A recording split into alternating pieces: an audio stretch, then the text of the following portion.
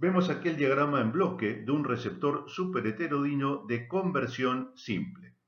Los equipos de conversión simple tienen una única etapa de FI o de frecuencia intermedia.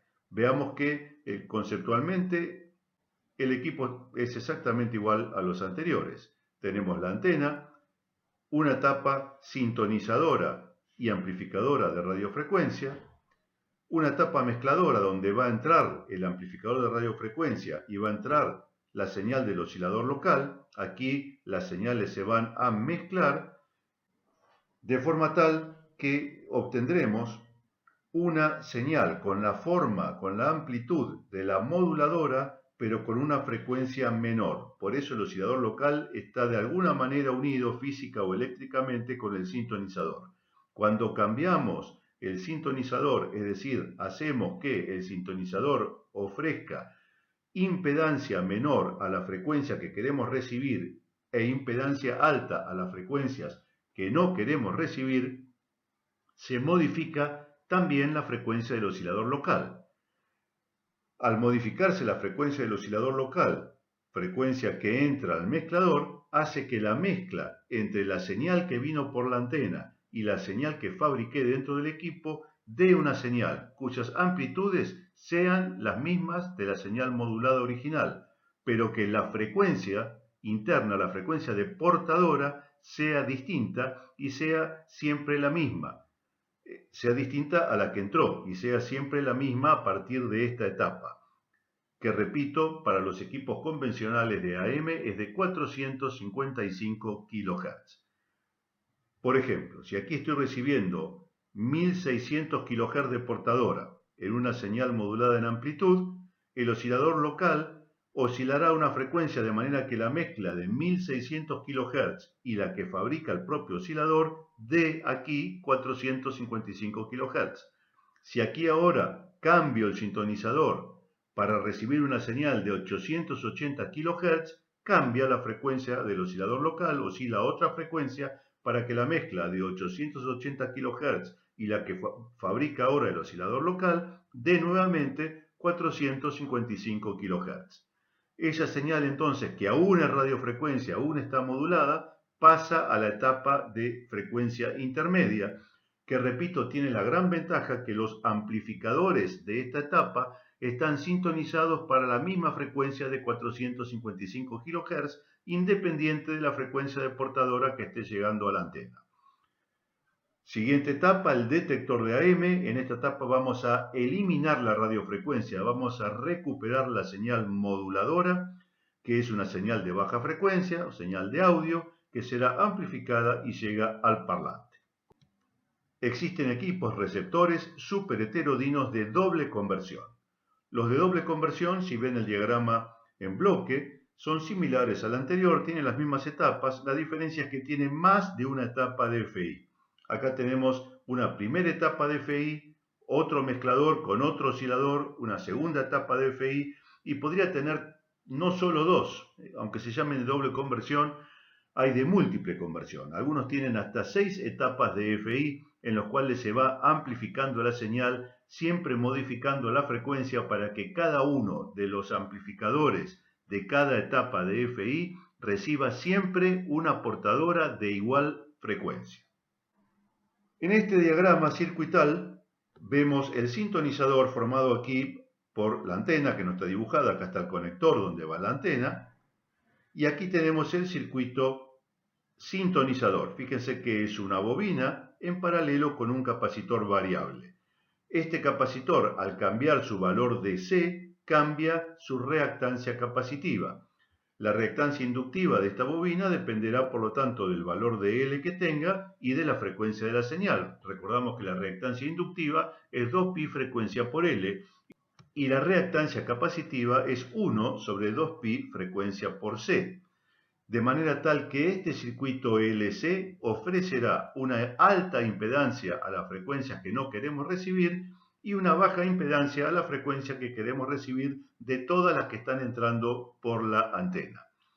La señal entonces que encuentra baja impedancia pasará a través de este capacitor a este transistor. Fíjense que este transistor, que es el amplificador de radiofrecuencia, tiene una simbología distinta a los transistores que hemos estudiado hasta ahora.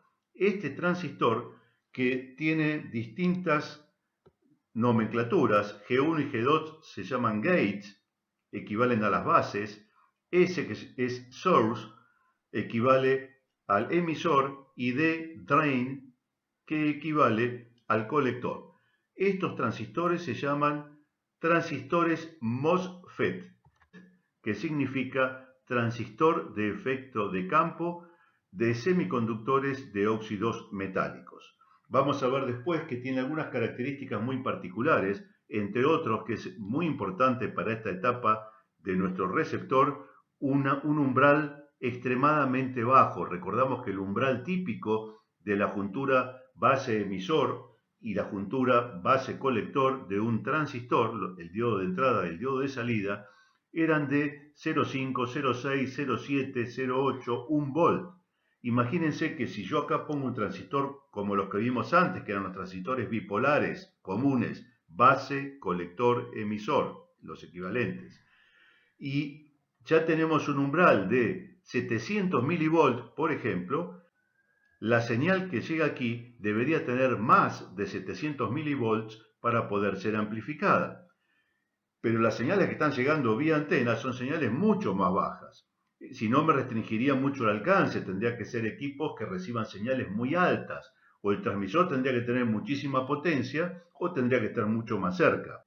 Las señales que llegan aquí son del orden de los microvolts, con lo cual necesito tensiones de umbral muy pequeñas que no tienen los transistores bipolares. Por eso se utilizan estos transistores que, repito, son transistores de efecto de campo, denominados MOSFET o familia MOSFET. Básicamente el comportamiento, el funcionamiento es igual de un transistor polarizado para amplificar, por lo tanto amplificará la señal de radiofrecuencia y llegará a una etapa de salida. Acá hay unas bobinas y transformadores y capacitores que simplemente para adaptar impedancias, no vamos a entrar en los detalles de diseño circuital, pero tenemos una señal de radiofrecuencia de baja potencia que entra a este transistor y que sale amplificada hacia la salida del circuito cinto amplificador.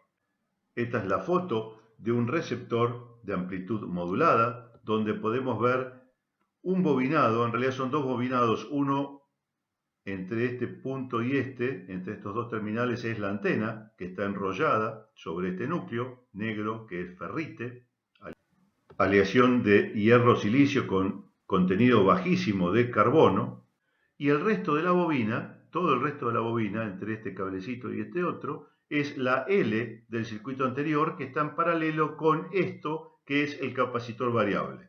Acá hay una rueda sobre la cual en este equipo relativamente viejo iba enrollado un hilo tensado, iba hasta la perilla que se utilizaba para seleccionar la frecuencia que queremos recibir. De manera tal que al girar esta rueda, aquí adentro tenemos un capacitor con núcleo de aire, es decir, unas placas fijas y unas placas móviles intercaladas con aire en el medio. Al girar esta rueda, las placas móviles ofrecen más o menos superficie enfrentada a las placas fijas, cambiando el valor de capacidad. De manera tal que tenemos un capacitor variable y una bobina fija en paralelo. Acá está el transistor, este es el MOSFET que les había mostrado antes en el diagrama, que va a amplificar la señal de radiofrecuencia. Después vamos a analizar el resto del circuito. Algunas cosas no se ven muy bien aquí, como el detector, que es algún diodito que tiene que estar por acá atrás.